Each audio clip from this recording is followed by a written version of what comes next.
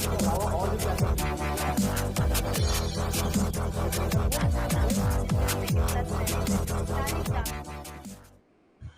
Good morning. चलो, हमें ये समझना है यहाँ पर कि क्या पर्पस होता है किसी भी रोड साइन का, और उस पर्पस को फुलफिल करने के लिए क्या क्या जो है उसके लिए आवश्यकता होती है, क्या रिक्वायरमेंट होता है, उनको हम आज के क्लास में जो है डिस्कस करने वाले हैं। ठीक है, तो इस क्लास में हम रोड साइंस के भी बारे में और रोड मार्किंग के बारे में, दोनों चीज़ों के बारे में हम डिस्कस करेंगे। चलो, पहले हम बात करते हैं सड़क चिन्हों का उद्देश्य क्या है। तो यहाँ पर आप देख सकते हो कि सड़क चिन्हों का उद्देश्य शहरी और गैर शहरी दोनों क्षेत्रों में सभी सड़कों पर सभी सड़क उपयोगकर्ताओं की व्यवस्थित आवाजाही प्रदान करके सड़क सुरक्षा और दक्षता को बढ़ावा देना। इसका मेन जो पर्पस है, मेन जो इसका उद्देश्य है, वो ये है कि चाहे वो शहरी क्षेत्र हो या गैर शहरी क्षेत्र हो, सड़क के सभी जितने भी उसके उपयोग करते हैं, जो यूज करते हैं सड़क को, उनके लिए ट्रैफिक को, आवाजाही को एक तरह से बेसिकली जो है दक्षता प्रदान करता है या एफिशिएंसी उसको देना जो है इसका मेन टारगेट है, ताकि जो है कहीं पर भी जो है सड़क का आवाजाही रुके ना, ट्रैफिक वहां पे ब्लॉक ना हो। इस चीज के लिए जो है इस टारगेट को पूरा करने के लिए सड़क चिन्हों का उपयोग किया जाता है।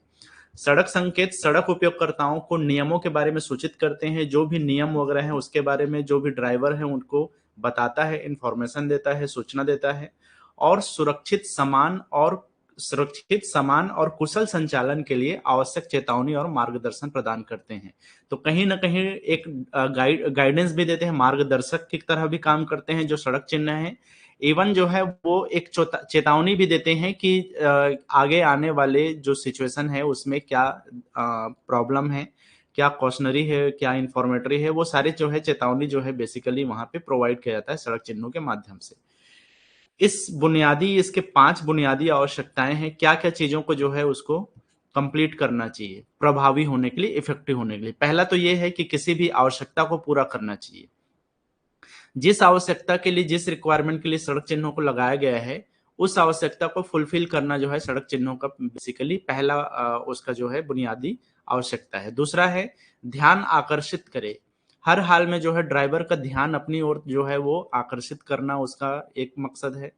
तीसरा है यहाँ पे या स्पष्ट होना चाहिए, सरल होना चाहिए, और सरल अर्थों में जो है वो दिखाई देना चाहिए ताकि उसको समझने में किसी भी तरह का दिक्कत ना हो, किसी भी ड्राइवर को आसानी से वो जो है उसको समझ सके। तो उसका जो अर्थ है वो सरल और स्पष्ट हो। आदेश का अनुपालन, ठीक है, मतलब कि वो ऐसा होना चाहिए कि आदेश का अनुपालन करने, मतलब कि जो भी उसमें लिखा गया है उसको ओबे करने के लिए, उसको पालन करने के लिए, और साथ ही साथ उचित प्रतिक्रिया के लिए पर्याप्त समय दे। अनुपालन के लिए वो समय दे, और साथ ही साथ उस डायरेक्शन को समझ कर, या उस जो बोलना चाहिए सड़क चिन्हों का जो भी उसमें बताया गया उसको समझ करके क्या रिस्पांस होना चाहिए ड्राइवर की तरफ से, उस उचित प्रतिक्रिया के लिए भी पर्याप्त समय देना चाहिए। ठीक है, तो इन पांचों जो है बुनियादी आवश्यकताओं को पूरा करना जो है एक सड़क चिन्ह का मुख्य उद्देश्य होता है। ठीक है,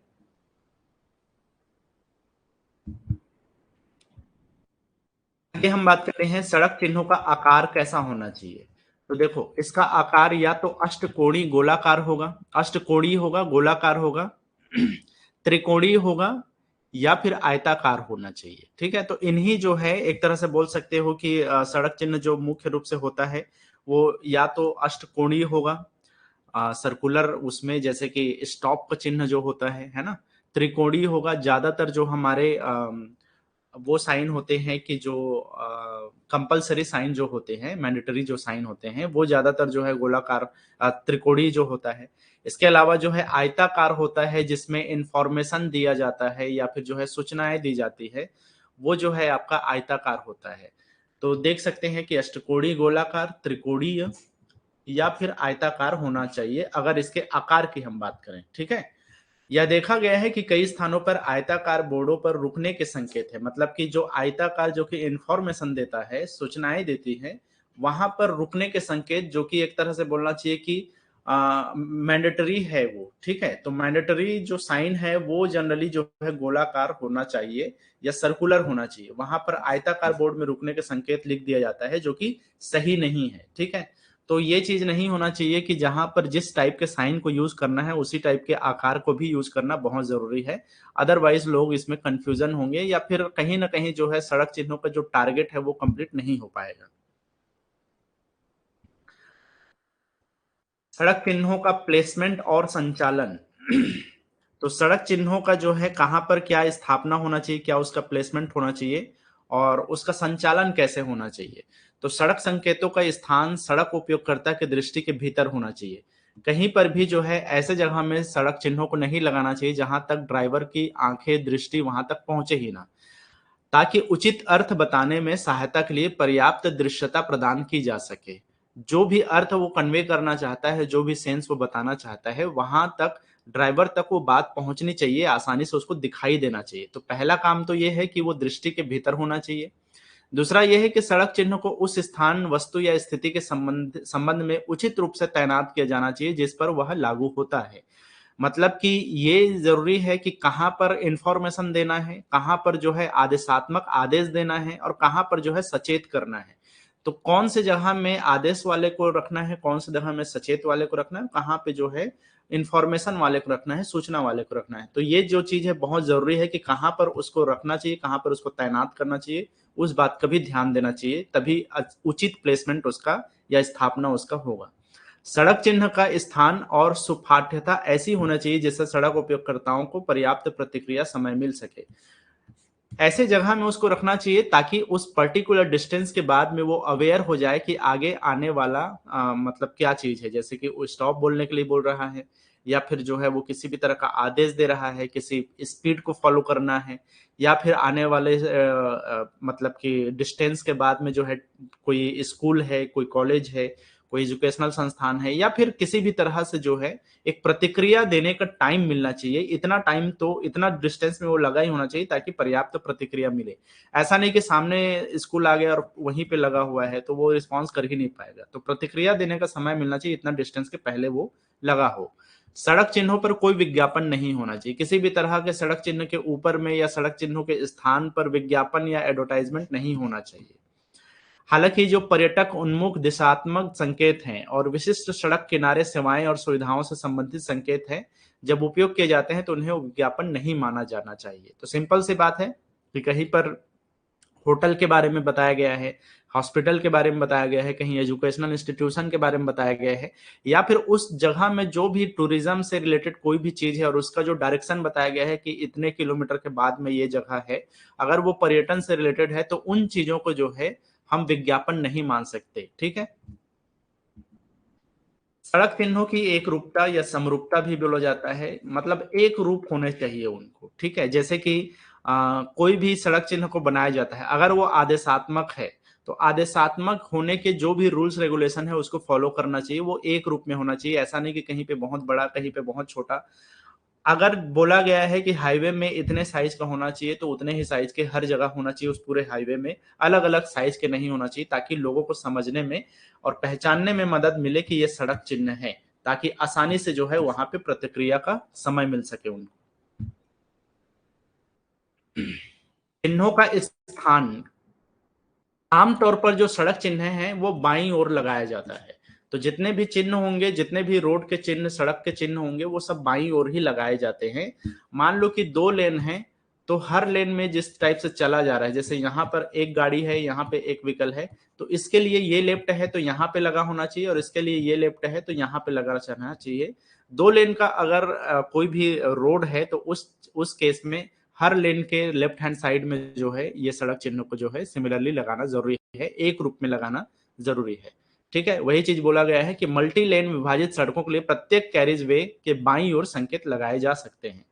पहाड़ी सड़कों के मामले में संकेत आमतौर पर सड़क के घाटी किनारे पर स्थापित किए जाएंगे। जैसे कि इधर पहाड़ है और यहाँ पर जो है आपका सड़क सड़क यहाँ पे निकला हुआ है, और यहाँ पे कोई जो है यहाँ पे जगह नहीं, सीधा पहाड़ी एरिया या हिली एरिया जो है चालू होता है, तो इसके ऊपरी क्षेत्र में या किनारे में लगाया जाएगा ताकि आसानी से दूर से वो दिखाई दे सके। ठीक है, क्योंकि पहाड़ी एरिया घुमावदार होते हैं, मोड़दार होते हैं, तो उसके लिए ज्यादा अवेयर रहने की जरूरत है, और सड़क चिन्हों के मामले में वहां पे ज्यादा अवेयरनेस की जरूरत होती है।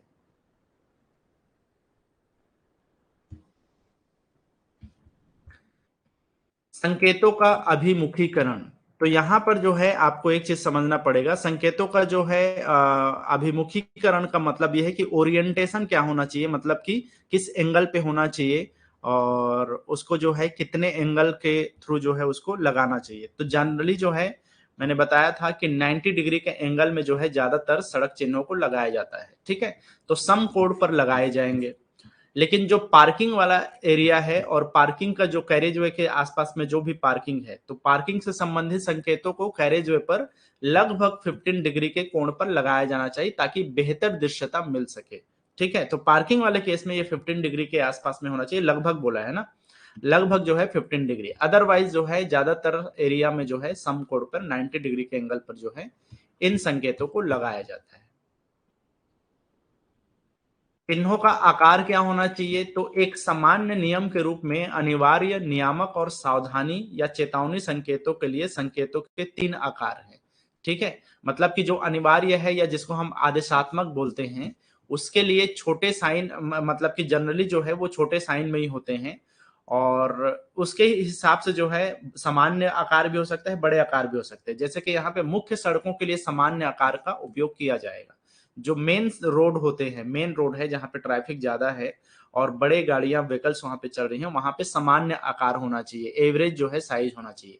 छोटे आकार उन सड़कों के लिए है जो कि बहुत इंपॉर्टेंट सड़कें नहीं हैं, या तो छोटे हैं सामान्य सड़कों के मुकाबले में, तो उस केस में जो है छोटे आकार के जो है चिन्ह जो है लगाए जाते हैं। बड़े आकार के चिन्ह वहां लगाए जाते हैं जो कि हाईवेज वगैरह है, जो कि एक्सप्रेस वे है, वहां पर जो है बड़े आकार के चिन्ह को यूज किया जाता है।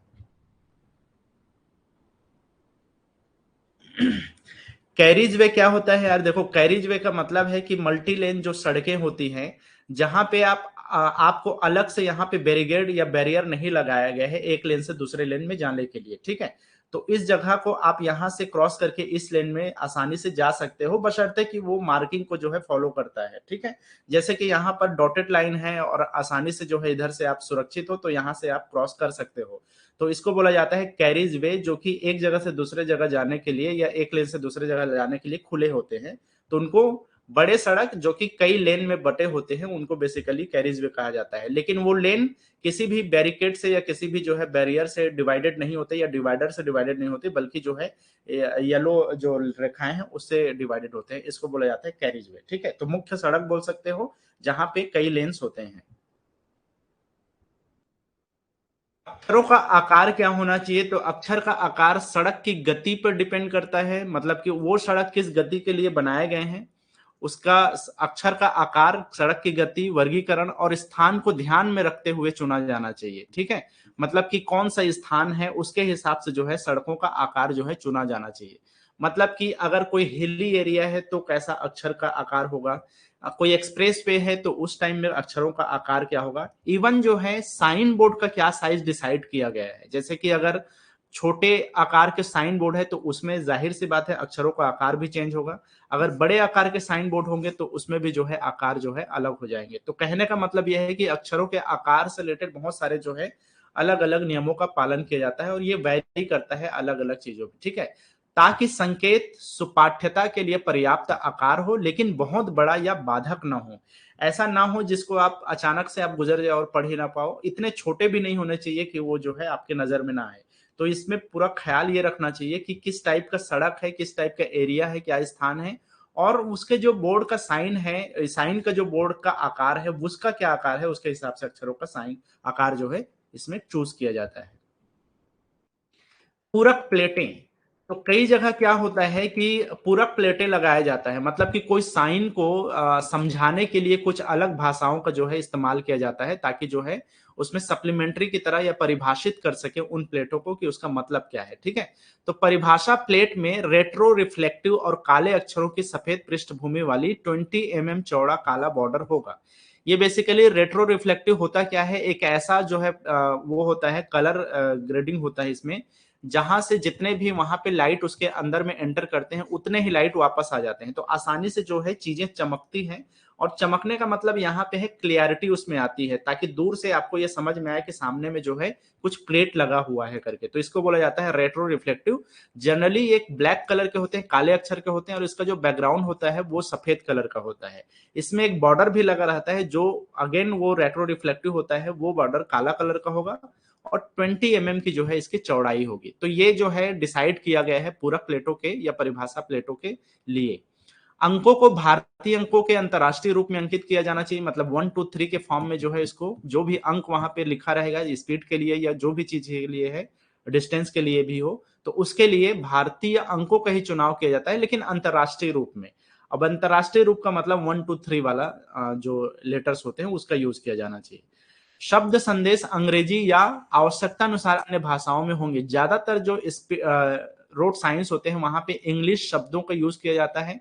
जिन क्षेत्रों में अंग्रेजी समझने के साथ साथ दूसरे किसी स्पेसिफिक शब्द को भाषा को समझा जाता है, उन क्षेत्रों में उन भाषाओं का भी प्रयोग किया जाना चाहिए। मैक्सिमम लिमिट इसके 2 भाषाओं को रखा गया है। अंग्रेजी के साथ में कोई और रीजनल लैंग्वेज है या स्थानीय भाषा है तो 2 भाषाओं को उसमें शामिल किया जाना है। इससे ज्यादा भाषाओं का शामिल करने की मनाही है। ठीक है।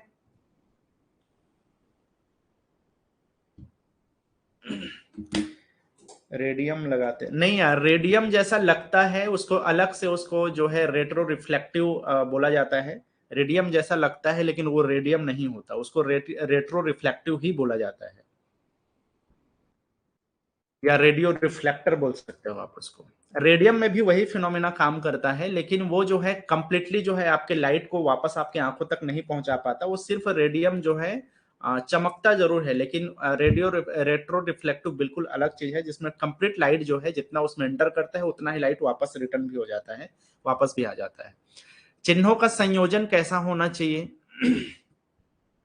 तो यहाँ पर जैसे जो भी लेटर्स हैं या जो भी चिन्ह उसमें यूज किया जा रहा है, उसका जो है क्या उसका कॉम्बिनेशन कैसा होना चाहिए, संयोजन कैसे करना है, किस किस साइन का जो है, किस किस कलर का जो है वहां पे यूज किया जाता है। जनरली यहाँ पे जो है क्या क्या चिन्ह उसमें यूज होते हैं, उसका कॉम्बिनेशन कैसा है।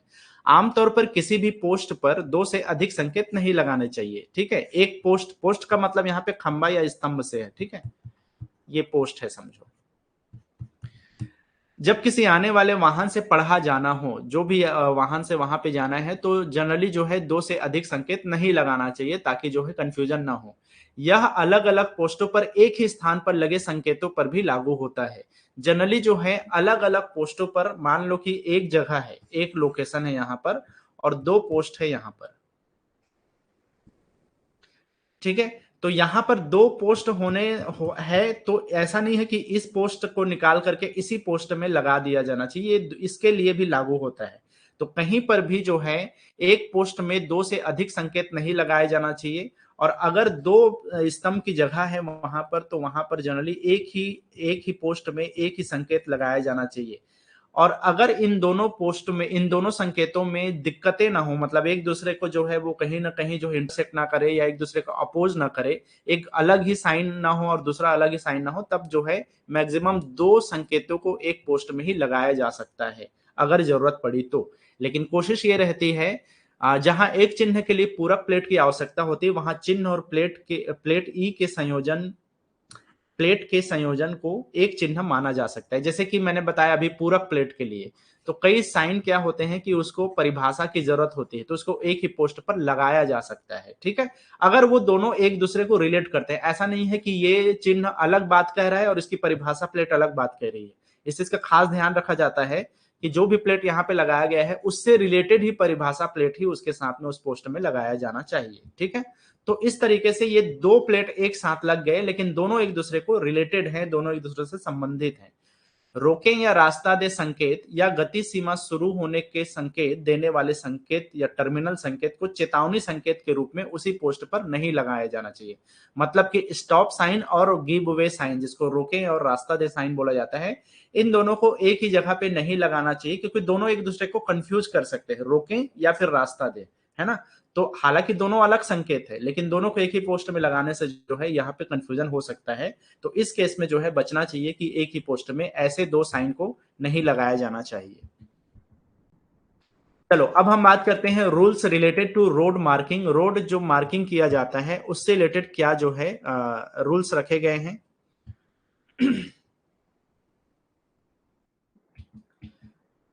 चलो रोड मार्किंग होता क्या है, आप इस इमेज में देख सकते हो कि बहुत सारे मार्क लगाए गए हैं। यहाँ पे व्हाइट कलर के टूटे हुए हैं, यहाँ पे येलो कलर में साइड में आपको दिखाई दे रहा होगा।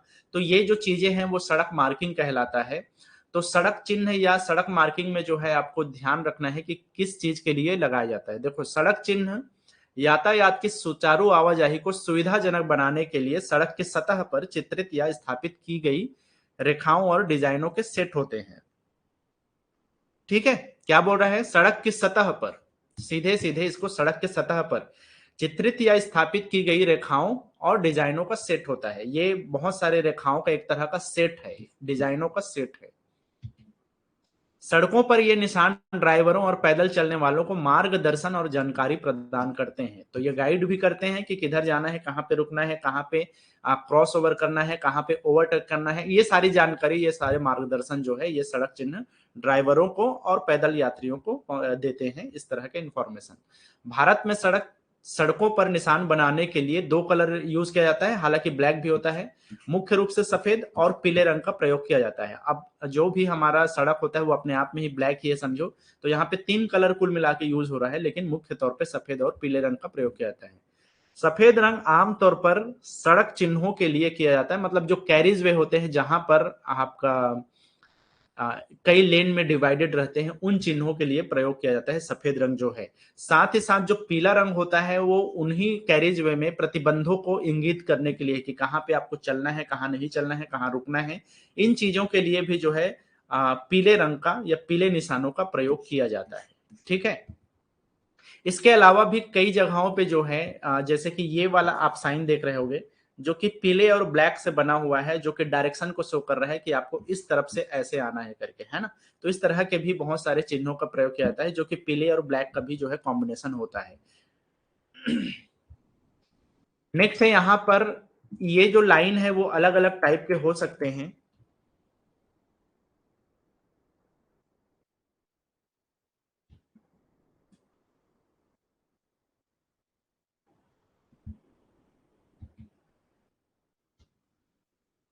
ठीक है, जैसे कि केंद्र रेखाएं दो लेन वाली सड़कों के लिए, तो इसको हम केंद्र रेखाओं दो लेन वाली सड़कों के लिए, मान लो दो लेन है वहां पर, तो उन रेखाओं, उन सड़कों के लिए केंद्र रेखाएं जो है खींची जाती है। ठीक है, जिसको हम सेंटर लाइन बोलते हैं। ये बेसिकली जो केंद्र रेखाएं हैं दो तरफा सड़कों पर, मतलब दोनों तरफ से ट्रैफिक आ रहा है, जो किसी रेलिंग या स्थापना से विभाजित नहीं होती। जैसे कि इस केस में अगर हम देखें तो यहाँ पर कोई रेलिंग नहीं लगा हुआ है, तो इन जगहों पर जो है हम केंद्र रेखाएं, ये जो रेखा है वो बेसिकली क्या है आपका, ये रेखा आपका केंद्र रेखा है, सेंटर लाइन है, जो कि दो अलग अलग पार्ट में जो है डिवाइडेड है। ठीक है, केंद्र रेखा विपरीत दिशाओं से आने वाले यातायात की धाराओं को अलग करती है और उनकी आवाजाही को सुविधाजनक बनाती है। तो जनरली जो है जिस लेन में आप चल रहे हो उसी लेन में आपको जाना है, और इसके लिए जो है केंद्र रेखाएं जो है ये काम करती हैं कि दो आने जाने वाले विभाजित करती है, मतलब यातायात को, दो तरफ से आने वाले यातायात को ये अलग करती है, ताकि आवाजाही या ट्रैफिक जो है आसानी से, सुगमता से, सुविधाजनक तरीके से जो है हो सके वहां पे। ठीक है, तो केंद्र रेखाओं का मेन काम क्या है, दो लेन वाली सड़कों के लिए एक तरह का डिवाइडर का काम करता है, जो एक्चुअल डिवाइडर नहीं है लेकिन ट्रैफिक का डिवाइडर है। वो ट्रैफिक को डिवाइड कर दे रहा है दो पोर्शन में। इस केस में आप देख सकते हो कि ये जो गाड़ी है वो इधर से आ रही है और ये जो कार है वो इधर जा रही है, तो ये डिवाइडर का काम कर रहा है, जबकि यहाँ पे कोई डिवाइडर नहीं है।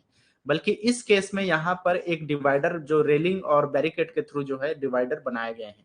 तो एक जो है यहाँ पर केंद्र रेखाओं के थ्रू भी डिवाइडर बना हुआ है, जो आवाजाही को सुगमता से आने जाने दे रहे हैं। ठीक है, ट्रैफिक को कंट्रोल कर रहे हैं। अगर हम रोड मार्किंग की बात करें तो इसमें केंद्र रेखा जो होती है, मतलब कि जो सेंटर लाइन होती है, वो तीन टाइप के हो सकते हैं। एकल टूटी हुई रेखा, जैसे कि यहाँ पे आप देख सकते हो एक ही रेखा है जो कि टूटी हुई रेखा है, बीच बीच में जो है ब्लॉकेज है। यहाँ पे जो है एकल सतत ठोस रेखाएं भी होता है, जो कि अगर ये जुड़ जाए तो एकल सतत रेखाएं, आगे हम बात करेंगे इस पे, जिसको हम अवरोध रेखा कहते हैं, जिसको आप क्रॉस नहीं कर सकते। एक और होता है जिसमें एक दोहरी ठोस रेखा या ठोस रेखा और टूटी हुई रेखा का संयोजन, मतलब कि दो ठोस रेखा का संयोजन हो सकता है, एक ठोस रेखा और एक तरह का जो है ब्रोकन रेखा या एकल रेखाएं हो सकती है, मतलब कि टूटी हुई रेखाएं हो सकती है, या फिर ऐसे हो सकता है कि इस साइड में हो और इस साइड में ऐसा हो। ठीक है, इसके अलावा दो जो है टूटी हुई रेखाओं का भी कॉम्बिनेशन हो सकता है। तो इस तरीके से जो है अलग अलग कॉम्बिनेशन या संयोजन भी होता है अलग अलग रेखाओं का। ठीक है, तो दो टाइप की रेखा यहाँ पे है और उनके बीच का कॉम्बिनेशन है, एक टूटी हुई रेखा है और एक सॉलिड रेखा है जिसको सतत ठोस रेखा बोलते हैं, और इन दोनों के बीच में बहुत सारे कॉम्बिनेशन भी बनता है। ठीक है, तो केंद्र रेखाएं बेसिकली 3 पार्ट में डिवाइडेड है।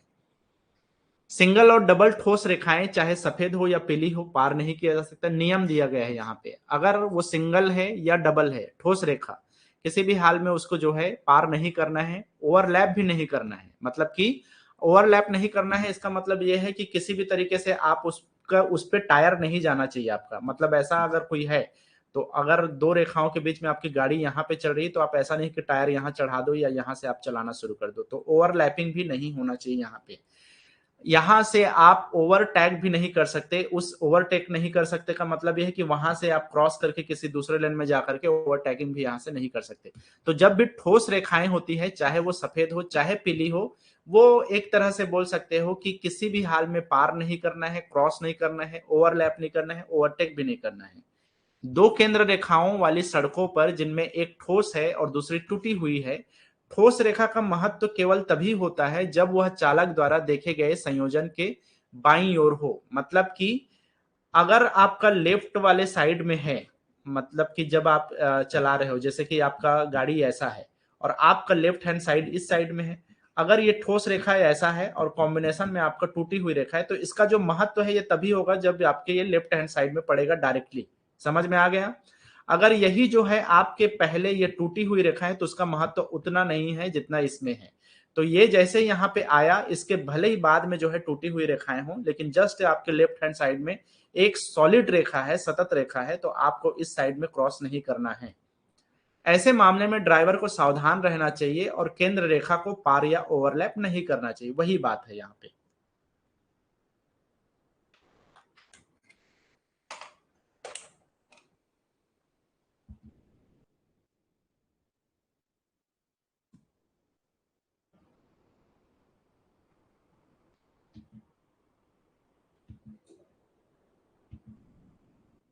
चलो, दोहरी सफेद पीली रेखाएं, अगर सफेद है या फिर पीली रेखाएं हैं दो, तब क्या है, डबल डबल कंटिन्यूअस लाइनों का उपयोग वहां किया जाता है, या दोहरी सफेद या पीली रेखाओं का उपयोग वहां किया जाता है जहां दोनों दिशाओं में दृश्यता प्रतिबंधित हो।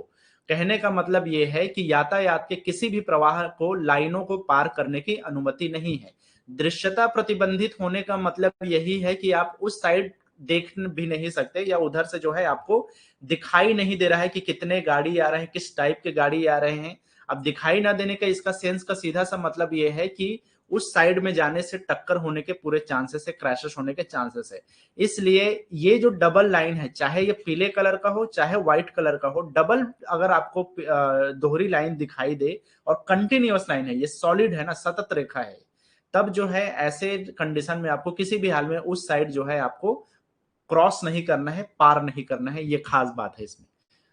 ठीक है, दूसरा यहां पर है ठोस और टूटी रेखाओं का संयोजन। मान लो ऐसा यहां पे दिया हुआ है कि एक टूटी रेखा है और एक सॉलिड रेखा है, सतत रेखा है। यदि आपकी तरफ की रेखा टूटी हुई है तो आप उसे पार कर सकते हैं। कहने का मतलब यह है कि आपके तरफ का, कहने का मतलब यह है कि इस कंडीशन में ये जो वाला रेखा है, आपके तरफ वाला जो रेखा है, उसको आप पार कर सकते हैं या उसके किनारे तक जा सकते हैं। मतलब कि उसके किनारे तक आप उस वहां पे जो है व्हीकल को ले जा सकते हैं। ओवरटेक लेकिन केवल तभी जब ऐसा करना सुरक्षित हो, तभी आप ओवरटेक करोगे किसी गाड़ी को यहां से ऐसे करके, जब वो सुरक्षित हो, खतरा कम हो, तब जो है आप ऐसा कर सकते हो। मतलब कि अगर ये आपके तरफ है तो उस कंडीशन में जो है आप इसको एक तरह से बोल सकते हो ओवरटेक तो कर सकते हो, लेकिन वो तभी जब वो सेफ हो ऐसा करना।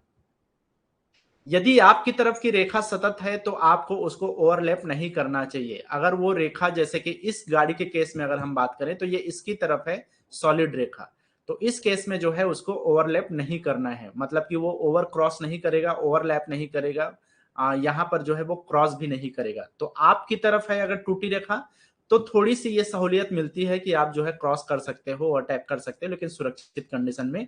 लेकिन आपके तरफ अगर ठोस रेखा है, सॉलिड रेखा है, तो आप ये काम नहीं कर सकते ओवरलैपिंग का। एकल पीली रेखा, अगर मान लो ऐसा रेखा है जो कि सिर्फ और सिर्फ सिंगल है और पीली रेखा है, तब इस कंडीशन में आपको किसी भी हाल में जो है पार नहीं करना है, इस रेखा को पार नहीं कर सकते, क्योंकि यहाँ पे डबल लाइन नहीं है। आप इसके नजदीक भी नहीं जाओगे, आप इसको ओवरलैप भी नहीं करोगे, आप एक जगह से दूसरे जगह लैंड को जो है आप चेंज भी नहीं कर सकते। तो एकल पीली रेखा जो है, जहां पर आपको मुड़ना है और वहां पर मुड़ने के लिए बराबर संकेत दिए गए हों, यू टर्न का संकेत देने दिए गए,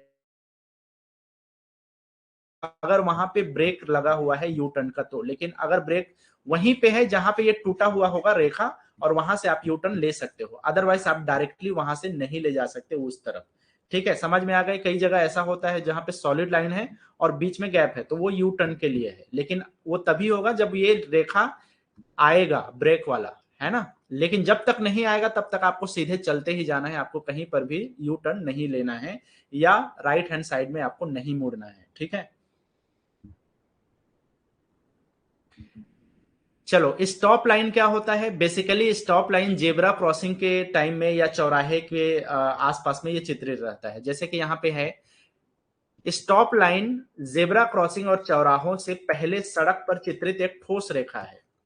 ठीक है, मान लो यहाँ पर ये चौराहा है, ठीक है, ये चौराहा है और यहाँ पर ये जेब्रा क्रॉसिंग बना हुआ है, तो इसके ठीक पहले जो है इस तरह का जो है स्टॉप लाइन होता है जहां पर ट्रैफिक को रुकना होता है। तो ये जनरली चौराहे में या जेब्रा क्रॉसिंग के ठीक पहले जो है ठोस रेखा के रूप में जो है यहाँ पे खींचा होता है। यह रेखा इंगित करती है कि सिग्नल लाल होने पर या यातायात पुलिस के निर्देशानुसार सभी वाहनों को इसके पहले रुकना चाहिए, ताकि पैदल यात्रियों को लाल सिग्नल या रेड सिग्नल के टाइम में आने जाने का मौका मिल सके। तो इसी को बोला जाता है स्टॉप लाइन, जहां पर जेब्रा क्रॉसिंग से ठीक पहले सारे व्हीकल्स को वहां पे रुकना होता है। ठीक है, तो ये हर मतलब चारों एरिया में जो है लेफ्ट हैंड साइड में बना होता है स्टॉप लाइन जो होता है ठीक जेब्रा क्रॉसिंग के पहले। यहां पर एक और जो वो है मार्किंग है, वो है गिव वे लाइन। तो गिव वे लाइन आप देख सकते हो, यहां पर रास्ता देने वाली रेखा आमतौर पर जंक्शनों पर तिरछे चिन्हित एक दोहरी बिंदीदार रेखा होती है। इन रेखाओं को आमतौर पर बिंदीदार रेखाओं से पहले सड़क की सतह पर चित्रित एक उल्टे त्रिकोण मार्ग, अब आपको पता है कि गिव वे का साइन ये होता है त्रिकोण मार्ग जो कि उल्टा होता है। तो इसको जब सड़क में बनाया जाता है तो ये कुछ ऐसा बनाया जाता है, व्हाइट कलर का हो, ये कई जगह पीले कलर का भी बनाया जाता है लेकिन जनरली व्हाइट कलर का होता है। ये आपका दोहरी पिन वो है बिंदुदार जो है यहाँ पे एक मार्किंग किया गया है, तो इसका ठीक पहले जो है यहाँ पर ये साइन जो है बनाया जाता है, जैसे कि आप इस केस में देख सकते हो। अब मान लो आप यहाँ पर आकर रुके हो, है ना, तो आपको इधर जाना है, सीधे जाना है, तो आप तो यहाँ पे रुक जाओगे, लेकिन कुछ लोग को इधर भी तो जाना है, तो इसके लिए जो है यहाँ पर एक जो है साइन लगाया जाता है जो कि गिव वे का लेन है। तो यहां से वो आसानी से बिना यहाँ पे सिग्नल पे रुके वो यहाँ से टर्न हो सकता है, यहाँ पे जा सकता है, वो मुड़ सकता है। तो इसी को ये चारों तरफ बना होता है सिमिलर तरीके से, तो इसी को बोला जाता है गिव वे लाइन या रास्ता दो लाइन। तो ये हर जो है चौराहे वगैरह में जहां जेब्रा क्रॉसिंग है वहां पे स्टॉप लाइन के ठीक कोने में जो है ये चीज लगाया जाता है। तो ये त्रिकोण मार्ग या चिन्ह होता है, चिन्ह के बगल में स्थापित सड़क चिन्ह द्वारा पूरक किया जाता है ताकि पता चले कि किधर जाना है आपको। मुख्य आने वाली सड़क पर यातायात को रास्ता देना चाहिए, इस रास्ता देने के लिए मतलब कि जहां से इसको जा सके, अदरवाइज क्या होगा, सारे लोग यहाँ पे खड़े हो जाएंगे, सबको इधर जाना है, ये रास्ता ब्लॉक हो जाएगा। तो इसीलिए जो है यहाँ पर गिव वे लाइन जो है या रास्ता दो लाइन यहाँ पे बनाया जाता है।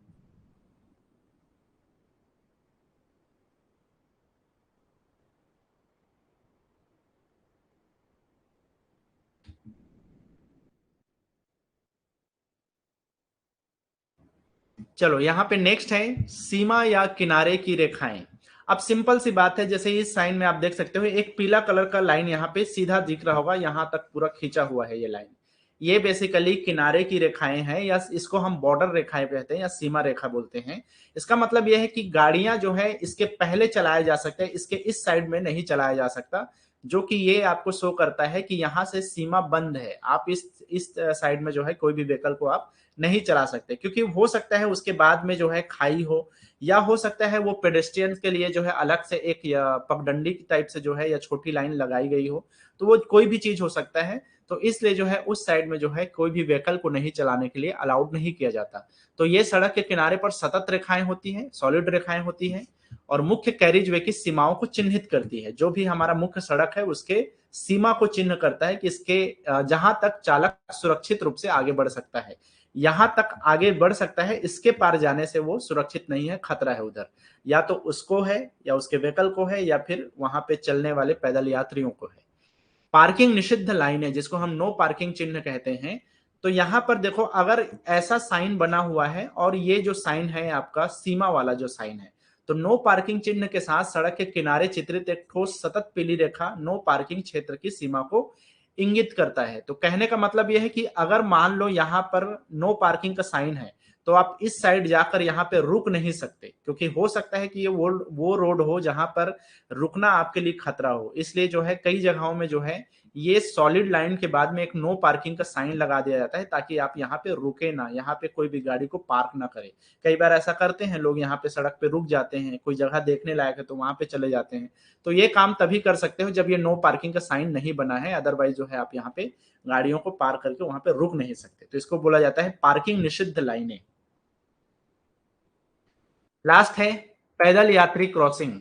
अब ये सबको पता है पैदल यात्री क्रॉसिंग का सिंपली बेसिकली मतलब ये है कि जेब्रा क्रॉसिंग के बारे में बात कर रहा है। ये सड़क के समानांतर चित्रित वैकल्पिक काली और सफेद धारियां हैं। ये देख सकते हो आप, काली और सफेद धारियां हैं जिन्हें आमतौर पर जेब्रा क्रॉसिंग के रूप में जाना जाता है। पैदल चलने वालों को केवल उसी बिंदु पर सड़क पार करनी चाहिए जहां ये लाइनें प्रदान की गई है, और जब सिग्नल ऐसा कहता हो, सिग्नल ऐसा कहता हूं मतलब जब जेब्रा क्रॉसिंग के लिए जो है रास्ता खुल जाता है, तो उस टाइम में ही आना जाना चाहिए और इसी जगह से आना जाना चाहिए, इधर से या इधर से नहीं आना जाना चाहिए। ठीक है, तो जेब्रा क्रॉसिंग क्या है? पैदल यात्रियों के लिए एक तरह का वैकल्पिक काली और सफेद रेखाओं की लाइन है जहां से आप उसको क्रॉस कर सकते हो रोड को, अगर सिग्नल उस टाइम में ऐसा करने को संकेत देती है तब।